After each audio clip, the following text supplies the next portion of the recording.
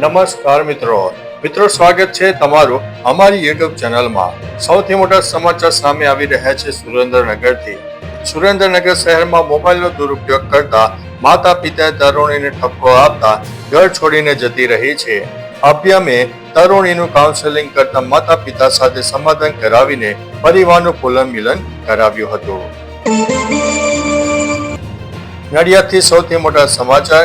ખેડા શહેરમાં લાંબા સમયથી માર્ગો અને ફૂટપાથ પર વધી રહેલા ગેરકાયદેસર દબાણોને કારણે વાહન વ્યવહાર તેમજ સામાન્ય નાગરિકોને પડી રહેલી હાલાકી અંગે જિલ્લા કલેક્ટરે ગંભીર નોંધ લીધી હતી અને સમસ્યાના નિરાકરણ માટે ગેરકાયદેસર દબાણોને દૂર કરવાનો આદેશ આપ્યો છે।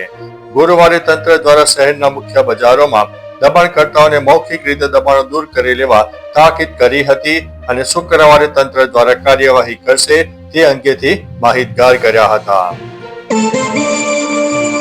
સૌથી મોટા સમાચાર આવી રહ્યા છે એરપોર્ટથી। એરપોર્ટ ઉપર ભયંકર આક્રોશ જોવા મળ્યો છે। અજંપાની પરિસ્થિતિ વ્યાપી ગઈ છે। સતત ત્રીજા દિવસે પણ ઇન્ડિગોની 550 ફ્લાઇટો રદ કરવામાં આવી છે।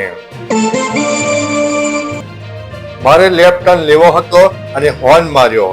સુરતથી સૌથી મોટા સમાચાર। પોલીસે ટોકતા હોર્ન વગાડનારે કેવા બહાના કાઢ્યા।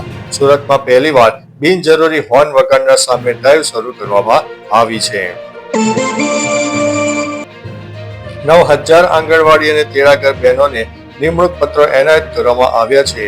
રાજ્યમાં આગામી 3 વર્ષમાં 10,000 થી વધુ આંગણવાડી અને નંદઘર બનાવવાનું આયોજન છે। મતદાર યાદીનો ચોંકાવનારી વિગતો સામે આવી છે। ગુજરાતમાં 28 લાખથી વધારે મતદાર સ્થળાંતર કરી ચૂક્યા છે। 17 લાખ મૃતકો જોવા મળ્યા છે। 3.19 લાખ ડુપ્લિકેટ મતદારો જોવા મળ્યા છે। 55 લાખથી વધુના ફોર્મ મળ્યા નથી। તો ચાલો મિત્રો, આ રીતે દેશ અને દુનિયાના સુપરફાસ્ટ સમાચાર લઈને મળતા રહીશો। ત્યાં સુધી અમને રજા આપશો। નમસ્તે।